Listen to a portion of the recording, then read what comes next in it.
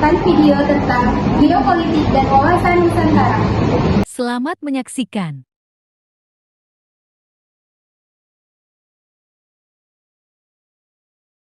Saya Siti Sarah TS dengan NIM.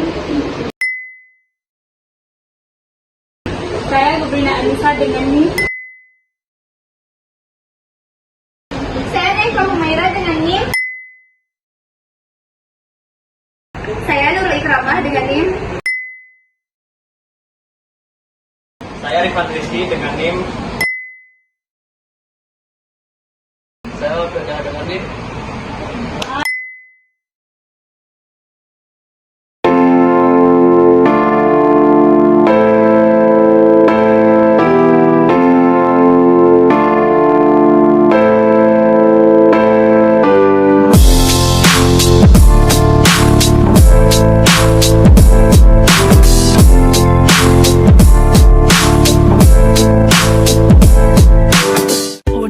Halo teman-teman semua, apakah kalian tahu tentang wawasan Nusantara sebagai geopolitik Indonesia?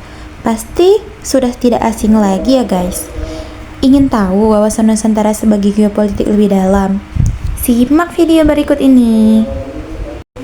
Wawasan Nusantara berasal dari kata mawas yang berarti memandang, meninjau, atau melihat. Nusantara berasal dari kata nusa dan antara, yang kesatuan wilayah perairan dan gugusan yang terletak antara Samudra Pasifik dan Samudra Indonesia serta benua Australia. Pada artinya, wawasan Nusantara adalah cara pada bangsa Indonesia tentang diri dan lingkungannya berdasarkan pada sila dan Undang-Undang Dasar 1945, serta sesuai geografi wilayah Nusantara yang menjiwai kehidupan bangsa dalam mencapai tujuan dan cita-cita nasional. Apa kalian tahu faktor yang mempengaruhi wawasan Nusantara? Ada asas Kepulauan Indonesia, konsepsi tentang wilayah Indonesia, guna ekonomi eksklusif atau Z, karakteristik wilayah Nusantara, perkembangan wilayah Indonesia dan dasar hukumnya.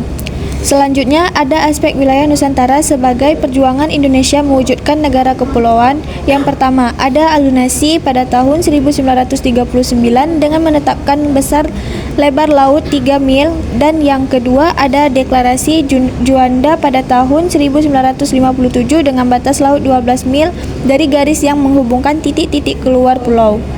Yang ketiga ada bentuk negara kepulauan ditetapkan. Yang keempat ada pengakuan hukum laut zona ekonomi eksklusif atau Z 200 mil. Wilayah adalah ruang yang merupakan satuan geografis dasik kedap unsur terkait padanya, yang batas dan sistemnya ditentukan berdasarkan pada aspek administratif atau aspek fungsional menurut Peraturan Perundang-undangan Nomor 10 Tahun 2000. Bagi bangsa Indonesia, ruang merupakan sumber daya alam yang harus dikelola sebesar-besarnya sebagai kemakmuran rakyat menurut Pasal 33 Ayat 3 Undang-Undang Dasar 1945.